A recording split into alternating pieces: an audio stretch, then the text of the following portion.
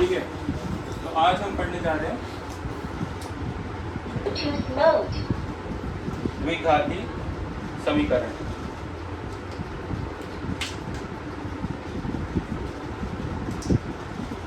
घात क्या होता है? पावर नहीं, उसको बोलते हैं डिग्री। जो सबसे बड़ी पावर होती है उसको क्या बोलते हैं? डिग्री। द्विघाती, शायद घाती ये होता है द्विघाती समीकरण।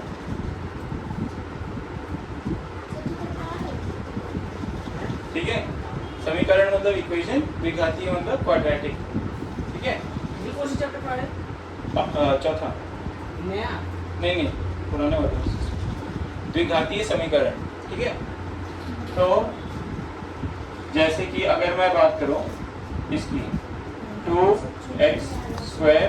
+ 3x + 5 = 0।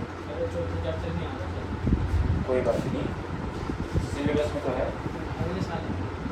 कोई बात नहीं। अभी सीख लो कुछ। अरे मैं ये तैयार करके आया हूँ, अब तुम सीखोगे तो सही, फायदा ही होगा, नुकसान तो 2x² + 3x + 5। तो इसका घात कितना है? 2, क्योंकि इसमें सबसे बड़ी पावर क्या है? 2, x की पावर 2, तो इसलिए ये द्विघाती है। ठीक है, तो जो भी द्विघातीय समीकरण होते हैं उनका अगर हम ग्राफ बनाएं तो ग्राफ कैसा बनेगा? या तो ऐसा, या हो सकता है ऐसा, या ऐसा, या ऐसा भी हो सकता है ना? इसमें ये वाले बिंदु क्या होते हैं? बिंदु क्या होते हैं ना? शून्य। ये शून्य, जैसे ये हैं, इस वाले के कितने शून्य हैं? 2। इसके कितने हैं? 1। इन दोनों के कितने हैं? 0। कहीं पे टच नहीं करता ना इस लाइन को। जो x एक्सिस है ना, ये x अक्ष है ना, ये फ्लैट वाला, इसको जहां पे वो कट करते हैं, जहां पे ये लाइन काटती है, उसको क्या बोलते हैं? शून्य। ये y है और ये x है, समझ रहे हो? तो जहां पे y की वैल्यू शून्य होती है, y क्या होता है? आउटपुट। मैंने उदाहरण दिया था ना कि जैसे गन्ने का मशीन है, तो उसमें गन्ना क्या हो गया? इनपुट। आउटपुट क्या हो गया? गन्ने का रस। तो जहां पे आउटपुट 0 है, यानी कि y 0 है, उसको क्या बोलते हैं? नहीं, शून्य। यही बताया था ना। तो जहां पे आउटपुट 0 है, और जरूरी नहीं कि ऐसे वाले की 2 शून्य को, ऐसा भी कुछ हो सकता है, इसके भी 2 शून्य का, लेकिन जो द्विघाती समीकरण होता है उसके कितने शून्य हो सकते हैं? या तो 2 या 1, या नहीं 3 नहीं हो सकते, 2 से ज्यादा नहीं हो सकते, या तो 2 या 1 या 0। समझ गए? ये विशेषता है। जितना घात होता है ना किसी भी समीकरण का, किसी बहुपद का जितना घात होता है उससे ज्यादा उसके शून्य नहीं हो सकते, या तो उतने होंगे या उससे कम होंगे। ये सब उसको समझ में आ रहा है? जैसे कि अगर मैं आपको बोलूं कि एक खेत है, ठीक है,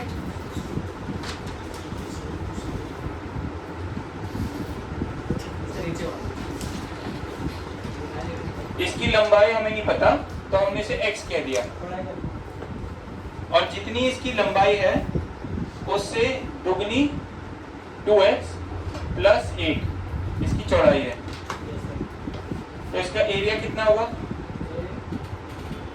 एरिया का फॉर्मूला क्या होता है? क्षेत्रफल। हाँ, इन दोनों को गुणा कर दो आपस में, यानी कि 2x² + 1 नहीं, +x, क्योंकि x दोनों से मल्टीप्लाई होगा ना, तो x × 2x क्या होगा? 2x², और x × 1 क्या होगा? x। समझ गए? अगर मैं बोलूं कि इसके एरिया 300 है, तो क्या हो जाएगा? 2x² + x = 300। अब ये क्या बन गया? एक द्विघातीय समीकरण। Yes sir. समझ गए? Yes sir. तो इस तरह के द्विघातीय समीकरणों को हम समझेंगे कि कैसे करते हैं। एक बहुत महान गणित शास्त्री थे जिनका नाम था ब्रह्मगुप्त। कैसे? ब्रह्मगुप्त। गुप्त नहीं है, गुप्त गुप्त ब्रह्मगुप्त। गुप्त है ना सर? हाँ, ब्रह्मगुप्त ये एक महान हिंदू गणित शास्त्री थे प्राचीन काल में। इन्होंने ऐसे समीकरणों का जो उत्तर है वो कैसे निकालते हैं वो बताया था बहुत पहले, ठीक है। इसी तरीके से और भी बहुत सारे थे, जैसे कि श्रीधराचार्य,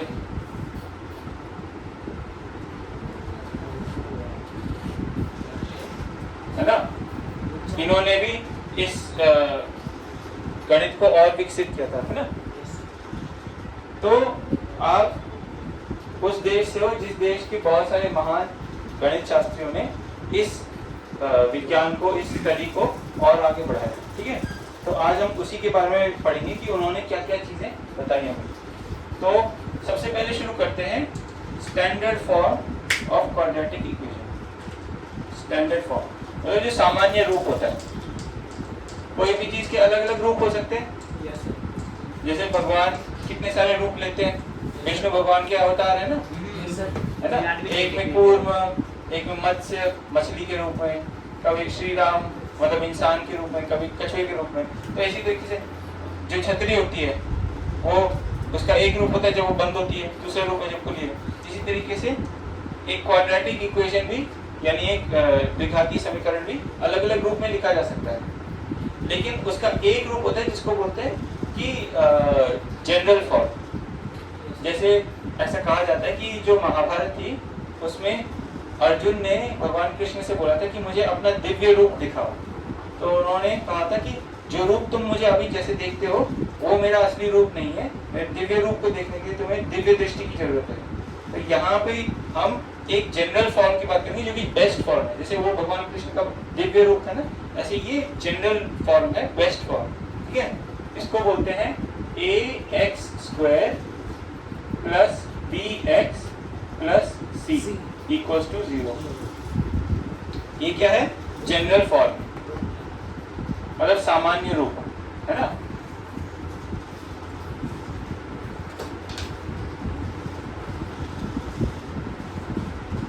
यहाँ पे a, b और c ये तीनों क्या है? ये तीनों क्या आपको लगता है ये तीनों बदलने वाले हैं या कांस्टेंट रहेंगे, सेम रहेंगे? सेम रहेंगे। तो इनको क्या बोलेंगे? अचर। अचर, ठीक है। a, b और c और x क्या है? चर। समझ गए? तो a कोई नंबर होगा, b कोई नंबर होगा, c कोई नंबर होगा। जैसे मैं a की जगह 3 लिख दूं, 3x² plus 2x plus 1 example ले रहा हूँ। तो ये a हो गया, ये b हो गया, ये c हो गया।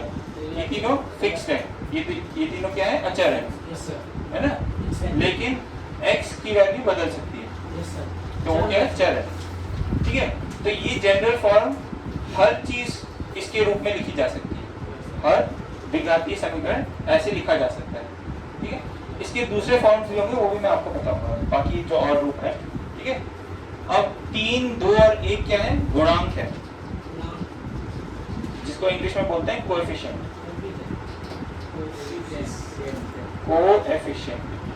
कोएफिशिएंट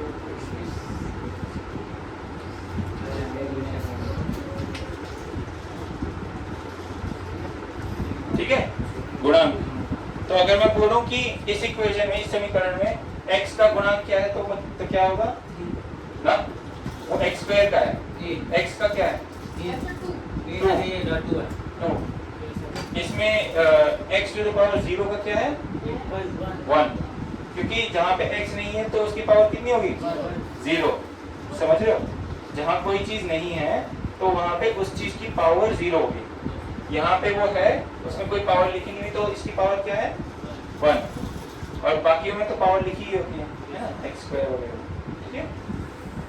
इसको बोलते हैं जनरल फॉर्म या स्टैंडर्ड फॉर्म। स्टैंडर्ड। ठीक है, ऑफ अ क्वाड्रेटिक इक्वेशन। तो अब एक एग्जांपल देखते हैं, देख लिया बेटा? सही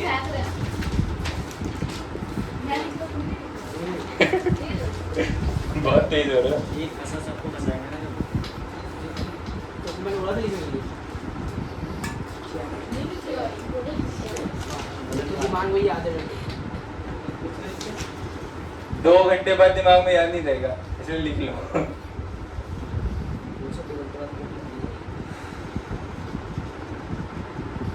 साइंस का आधा सोशल और आधा साइंस और मैथ्स से निकालने वाला समझ नहीं आ रहा था। तो अलग अलग नोटबुक में लिख लेते या फिर कंटेंट्स बना दो। हाँ आधा काम कंटेंट समझते हो? अनुक्रमणिका कि इतने पेज से इतने पेज तक ये होगा। जैसे आपकी किताबें होती हैं उसमें लिखा होता है ना, पहले पन्ने से 8वें पन्ने तक चैप्टर 1, दूसरा अध्याय 9वें से इतने तक। वैसे आप इसमें भी बना सकते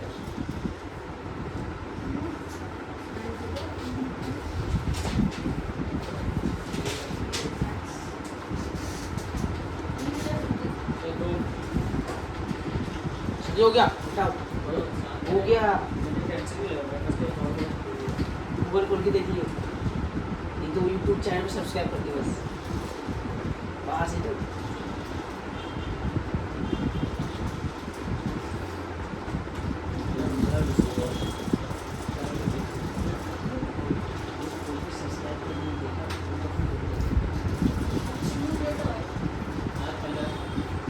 आज है 15 मई 2026।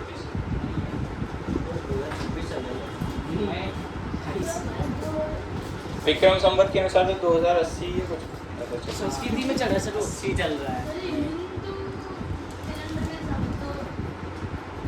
हम आगे चलते ना समय से, 2080 चल रहा है। आपको पता है जो ये कैलेंडर है जो जिसमें कि जनवरी फरवरी ये सब होता है और जिसके हिसाब से 2026 चल रहा है, उसको क्या बोलते हैं? उसको बोलते हैं ग्रेगोरियन कैलेंडर। क्योंकि एक जो क्रिश्चियंस होते हैं ना, ईसा मसीहा को जो मानते हैं, उनका जो नेता होता है, जैसे मुसलमानों में वो होता है ना आयतुल्लाह, जिसको अभी मार दिया था इजराइल ने, खमेनी ईरान का, तो वैसे ही क्रिश्चियंस का होता है पोप। तो पोप ग्रेगरी आया था एक, है ना, तो उसने ये कैलेंडर बनाया था, तो इसलिए उसको बोलते हैं ग्रेगोरियन कैलेंडर। और हमारे यहाँ महान सम्राट थे, सम्राट विक्रमादित्य, नाम तो सुना ही होगा, तो उनके नाम से विक्रम संवत होता है।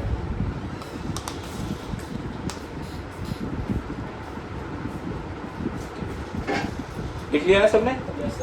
ठीक।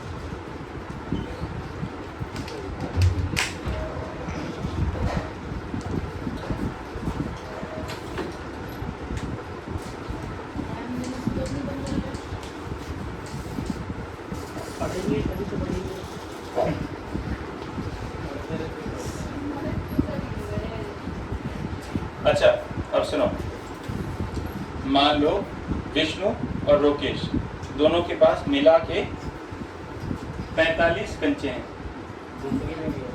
ठीक है? 45 क्या सर जी? कंचे कंचे कंचे खेलते हैं ना लोग, कंचे हो सकते हैं। ठीक है? अब दोनों ने 5-5 कंचे खो दिए, ठीक है?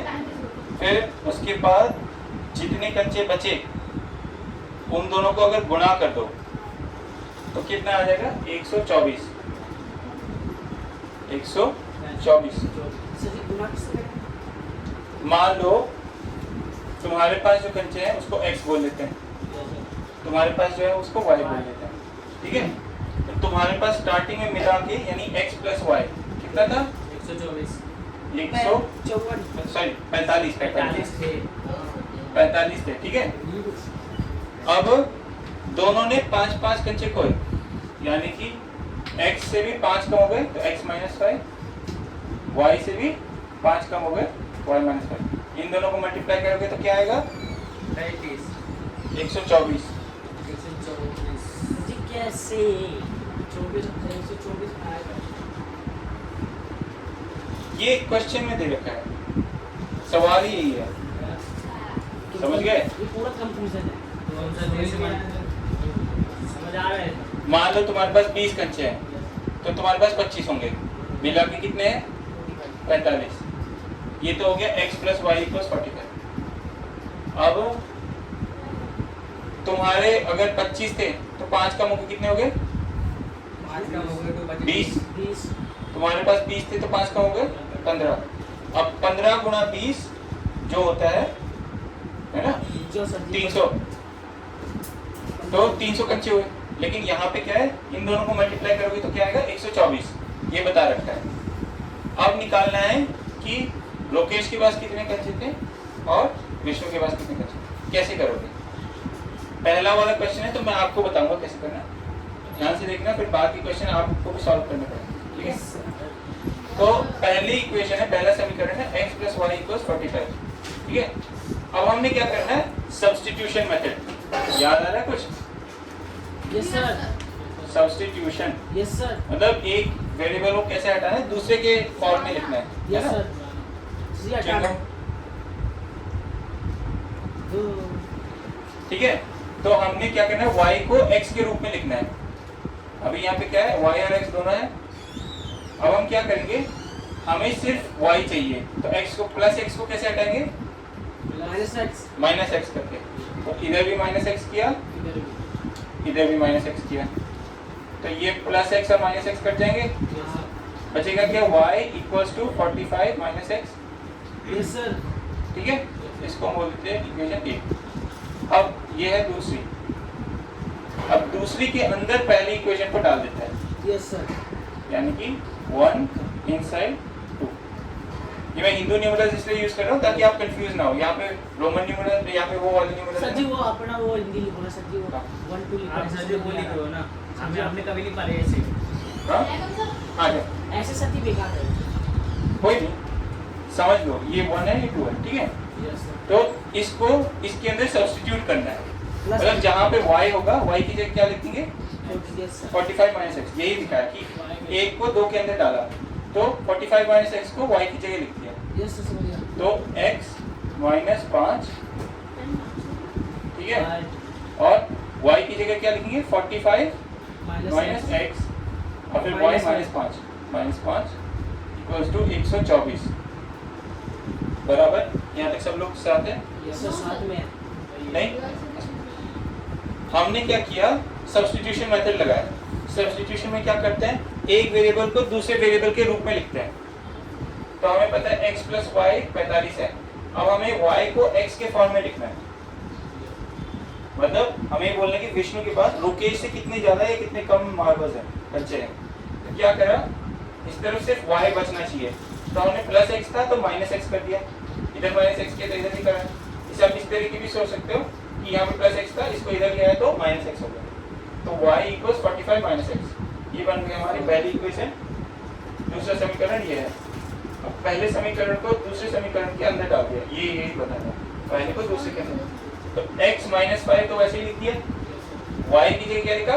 45 माइनस x, फिर माइनस 5 इक्वल्स 124। अब सब साथ है? ठीक। अब 45 माइनस x तो डायरेक्ट नहीं कर सकते, लेकिन 45 माइनस 5 क्या होता है? 40। तो x minus 5 into 40 minus x को आप जैसे लिखना चाहो, है ना?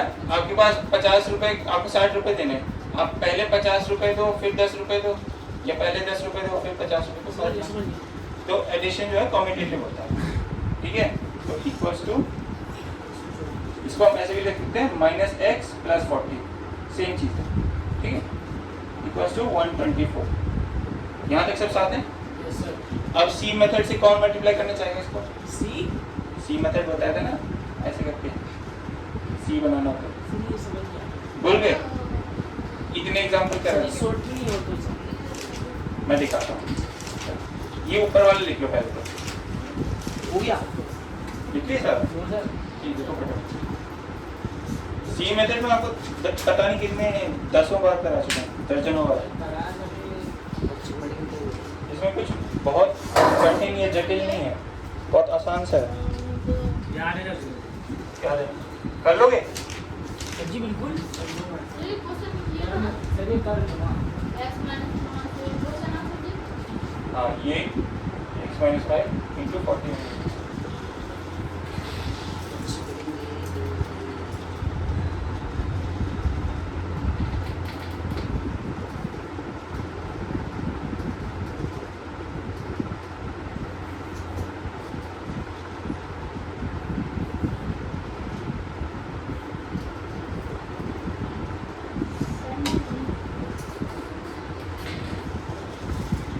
पेन चाहिए?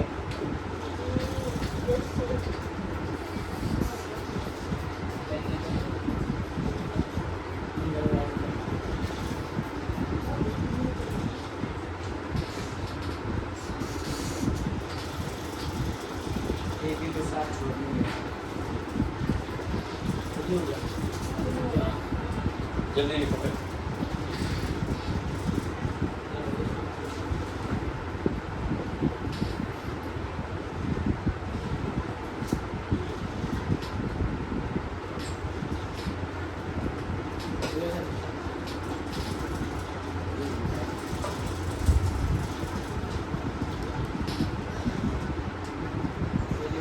हो गया सबका?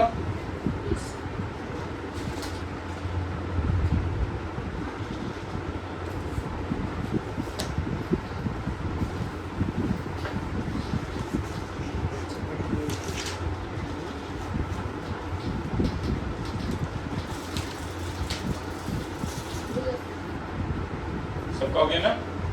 Vishnu Kumar yes sir. मिटा दूं? Yes sir. लोकेश हो गया ना? Yes sir. ऊपर वाला मिटा दो।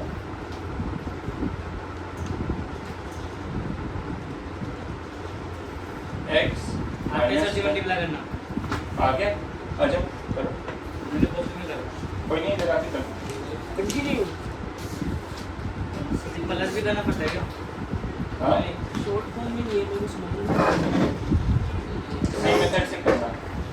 सी बना दो। सी मेथड यूज करोगे ना तो गलती करने की संभावना बहुत कम हो जाएगी। जैसे बड़े बड़े मल्टीप्लिकेशन करोगे ना, उसमें सी मेथड बहुत कम। क्या कर रहा है कुर्सियाँ मत तोड़ते ना।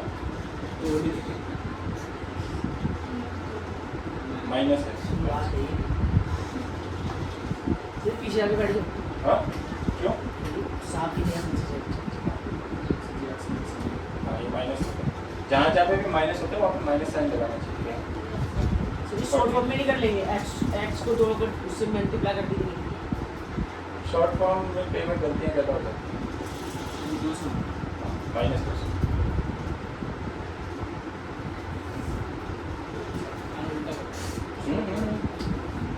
हाँ, फिर 1 + 1 -1 -1।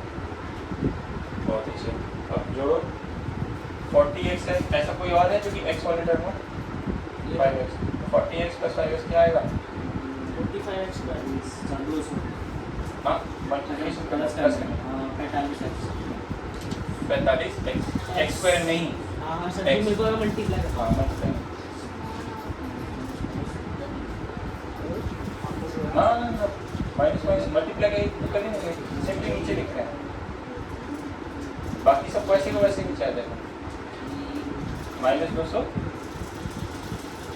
Minus x square. समझ गए? ठीक है, बहुत अच्छा। देख रहे हो? 40 गुना x 40x, 40 गुना -5 -200, -x गुना x -x स्क्वायर और -x गुना -5 5x। सोचिए सर जी। ठीक है? समझ गए।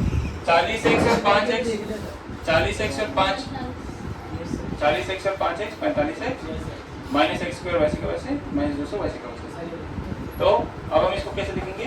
पहले सबसे बड़ी पावर लिख लेंगे -x स्क्वायर, फिर उसके बाद नेक्स्ट बड़ी पावर है 45x + 45x + 45x -200। ये किसके बराबर है? 124 के। 124 के। अब हम क्या करेंगे, इस साइड में हम कुछ नहीं चाहते, इस साइड में हम क्या चाहते हैं 0, यस सर, तो इस साइड में अभी क्या है 124, यस सर, तो इसको माइनस 124 अगर हम कर दें तो 0 आ जाएगा। Yes. हम डिवाइड बाई 124 इसलिए नहीं करेंगे क्योंकि डिवाइड करने से 1 बचेगा यस सर, और हम चाहते हैं यहाँ पे 0 बचे, यस तो सर, यहाँ पे अगर माइनस 124 किया है तो इस तरह भी माइनस 124 करना पड़ेगा, यस सर, ठीक है। ये आपस में कट जाएंगे यस सर, प्लस और माइनस, तो यहाँ पे क्या बचेगा minus x square plus 45x 45x minus 200 और 124 कितने बनेंगे? 100 प्लस करना है, हाँ क्योंकि दोनों में, हाँ तो माइनस 324। अगर आप 324 माइनस का, अगर आपने ऑलरेडी 200 रुपए का उधार ले रखा है, आप ऋण में हो 200 रुपए, फिर आपने और खर्चा कर दिया 124 का उधार लेके, तो आप पे 324 रुपए का ऋण है, समझ गए ना? ये अब हम जनरल फॉर्म में ले आए, तो हमारे पास एक वर्ड इक्वेशन थी जिसमें शब्दों में लिखा हुआ था इसके पास इतने कंचे हैं, इसके पास इतने कंचे हैं, ये सब। अब हमने क्या बना दिया, एक समीकरण बना दिया। कैसा वाला समीकरण? द्विघातीय, समझ गए? Yes, sir. तो ये वाली कला आप लोगों को सीखनी, लिख लो। हो गया सर जी सॉल्व? नहीं, इसको सॉल्व नहीं कर रहे, अभी हमने सिर्फ समीकरण बनाया, उसको जनरल फॉर्म में लाए। सॉल्व कैसे करना है वो हम आगे सीखेंगे। वैसे थोड़ा बहुत आपने 9वीं में भी सीखा होगा, एक टेक्निक जो मैं बताने जा रहा हूँ वो आपके 9वीं में भी है।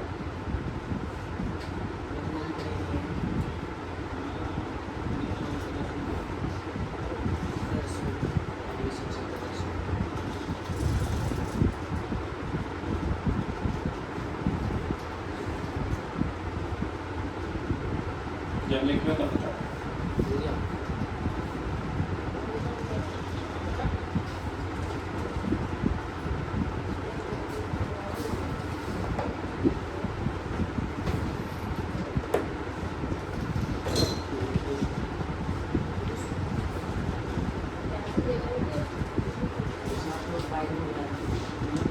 और ऐसे ऐसे कर।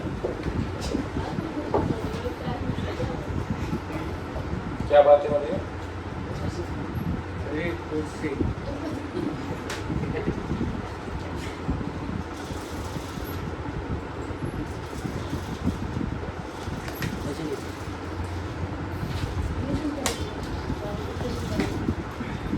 सर ये हाँ। 200 के नीचे माइनस का 204 24 कैसे यार? हमने इस तरफ माइनस 124 किया, इसको 0 बना दिया। अब जो चीज़ दाईं तरफ है वही बाईं तरफ वो भी वहाँ करनी याद आ है। गया। तो उस चीज को उधर ले गया, हाँ, इस तरीके से भी आप समझ सकते हो कि इधर प्लस 124 था, इधर ले जाने में माइनस हो गया। देख लिया सबने? यस सर, कृष्ण कुमार हुआ? यस सर, हो गया।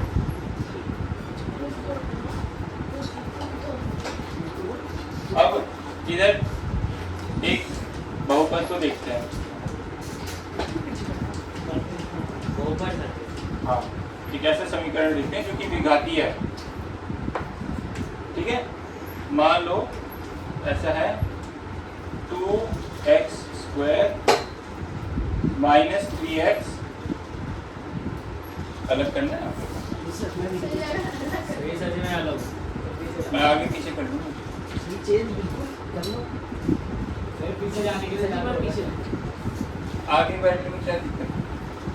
क्या दिखता है? चश्मा लगा ले, इतने पास से नहीं दिख रहा, पीछे आगे कितने दिखेगा? ठीक है, 2x square minus 3x plus 1। अब अगर हम x को इसमें 1 मान ले, 1 मान ले, तो क्या होगा? 2 इंटू क्या? x 1 1 square minus 3 into 1 plus 1 plus 1। 0 42 करना है। प्लस 1 1 का स्क्वायर कितना होगा? 1 1। 2 एकम 2 आएगा। 3 माइनस 3 एकम 3 माइनस 3 प्लस 1। 2 में से 3 गया माइनस 1। सर जी आंसर 0 आएगा। हाँ, माइनस 1 प्लस 1 कितना होगा? जीरो। 0। शून्य। शून्य बराबर शून्य। तो ये इसका एक सॉल्यूशन है, समझ गए? यस सर, इसको बोलेंगे Triangle बना है। हाँ वही मैं बता रहा था ना। पुटिंग सर जी हाँ। पुटिंग सर जी बना। क्या बोलते हैं? सर जी इसे फुट करना होता है ना, जो एक्स का हाँ। मान दिया होता है उसमें फुट करना पड़ता है एक्स के पुटिंग साथ। हाँ। पुटिंग तो इसका शून्य शून्य हो गया सर जी 0। है ना? 0, हाँ, अगर हम इसको एक बहुपद की तरफ लिखे P of X, Yes, sir. P of A क्या हो गया इसका 0, जिसका मतलब कि इसका शून्य क्या है 1, ठीक है। अब इसका अगर कोई और शून्य होगा तो वो कैसे ढूंढे, अगर x इक्वल टू 1, तो ये दूसरा क्वेश्चन क्या है?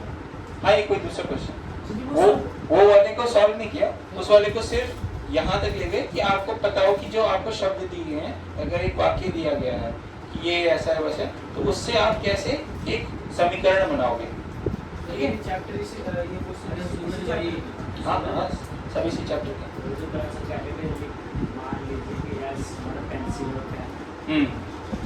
अब x को हम अगर 1 मान दें तो p ऑफ x कितना आ जाता है 0। तो अगर x 1 है और हम इस तरफ 0 लाना चाहें तो क्या करना पड़ेगा, इधर -1 करना पड़ेगा, माइनस का 1 तो क्या हो जाएगा x -1 इक्वल 0। एक को हम इधर ले गए, इधर ले जाने में क्या हो गया, वो -1 बन गया, ठीक है। अब क्या करेंगे, ये इसका एक रूट है, ये इसका एक फैक्टर है, एक गुणनखंड है ना, ये इसका एक गुणनखंड है, समझ गए, किसका, p ऑफ x का।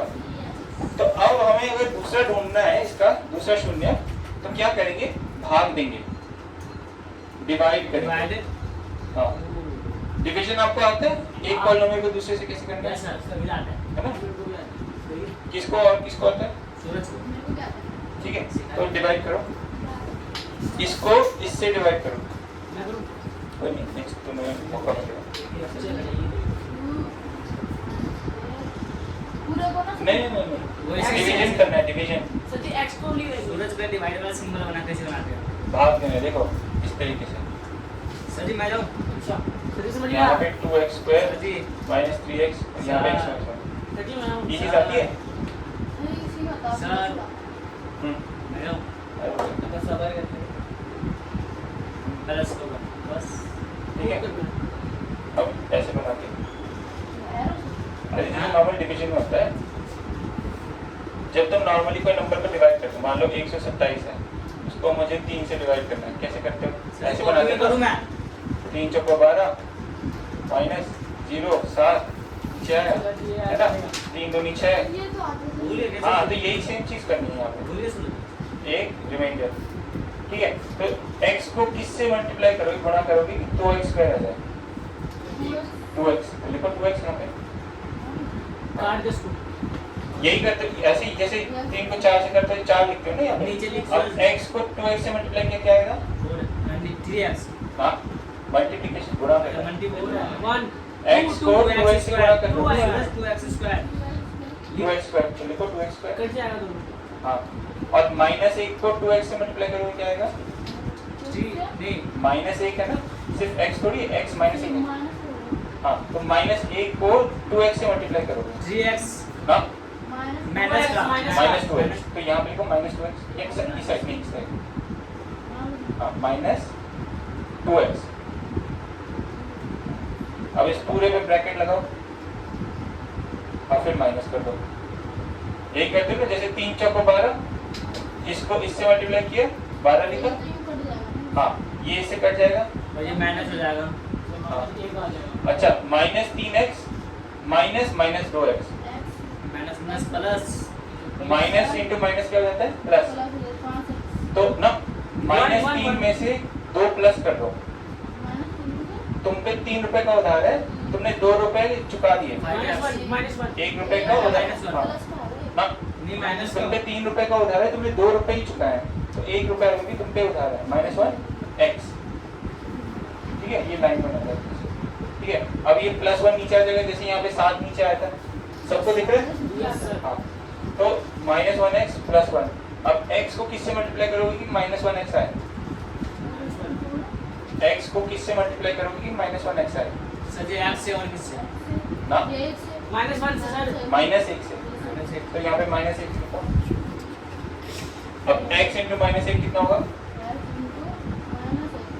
-1 माइनस एक ही हाँ, आएगा तो 1x आंसर एक ही एंड +1 -1 को -1 से मल्टीप्लाई प्लस करोगे, 1 +1 इधर लिखो, इधर इधर में हां प्लस प्लस हो 1, गया कड़िया अब ये पूरा ब्रैकेट लगाओ, ना इसको लिखो, काट दे माइनस करो, अब ऊपर भी वही है नीचे भी वही है, आंसर क्या आएगा? Zero। आप पूरा कर देना। तो नीचे लिखो ऐसे लाइन बना के क्रॉस में से 0। ठीक है, बहुत अच्छे। तो इससे हमें क्या पता चला, जब 0 आता है तो मतलब वो एक फैक्टर है कि नहीं है, एक गुणनखंड है कि नहीं है। वो तो हमें पहले ही पता था, क्योंकि इसकी जब हमने x की जगह 1 रखा था तो वो 0 आ गया था, तो हमें पहले ही पता था कि गुणनखंड है। हमें दूसरा गुणनखंड ढूंढना था। भाई जब किसी चीज के टुकड़े होते हैं तो कम से कम 2 टुकड़े तो होंगे ही, है ना। तो एक ये है x-1, तो दूसरा भी कुछ होगा, वही ढूंढना था हमें। तो वो क्या मिल गया, 2x - 1। समझ रहे हो? जैसे अगर यहाँ पे 126 होता फॉर एग्जांपल, ठीक है, तो क्या आता है, ये 0 6 हो जाता, 6 में से 6 गया 0। तो 126 का एक फैक्टर है 3, तो हम कैसे लिख सकते हैं, 126 बराबर 3 गुणा में क्या 42, ऐसे ही लिख सकते हैं ना। समझ में आ रहा है? तो इसी तरीके से हमने क्या किया, इसको मल्टीप्लाई करके ये ले लिया, तो इसी तरीके से इसको मल्टीप्लाई करके ये लिख लेंगे, बात तो सेम ही है। तो थोड़ा अपने हाँ, इसके दोनों गुणनखंड ढूंढ लिए। हमने देखा कि जैसे तुम्हारे पास फुल क्रीम मिल्क होता है, आता है फुल क्रीम मिल्क, अब उसमें से तुम मलाई निकाल दो तो क्या क्या मिल जाएगा, एक तो टोन्ड मिल्क मिल जाएगा, टोन्ड वाला दूध, और दूसरी तरफ क्या हो जाएगी, मलाई। तो इसी तरीके से इसको मान लो टोन्ड दूध है और ये है मलाई, तो ये दोनों मिलाओ तो ये बनेगा फुल क्रीम, और ये अलग अलग हो जाएगा इसमें और इसमें। समझ गए? जैसे अभी हाल ही में एक राज्य है आंध्र प्रदेश, उसके 2 टुकड़े हुए थे, एक बन गया था तेलंगाना, एक बन रहा था आंध्र प्रदेश, है ना। बहुत पहले ऐसा भी हुआ था कि उत्तर प्रदेश के 2 टुकड़े हुए थे, उत्तराखंड और उत्तर प्रदेश। समझ गए?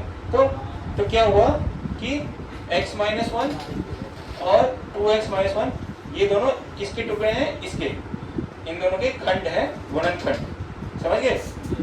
क्योंकि इनको गुणा करके ये बनेगा, इसलिए गुणनखंड। खंड मतलब हिस्सा, जैसे उत्तराखंड मतलब उत्तर वाला हिस्सा, गुणनखंड मतलब जो हिस्सा, इसको मल्टीप्लाई करेंगे। इंग्लिश में क्या बोलते हैं, फैक्टर। ठीक है, तो हम इसको कैसे लिखेंगे, x - 1 गुणा में 2x - 1 equals to 2x square minus 3x plus 1। ये चीज पूरी समझ में आई सबको? Yes sir. तो ये लिख लो कैसे हो। सर जिस पहली वाली क्वेश्चन हमने लिखा नहीं था, हाँ?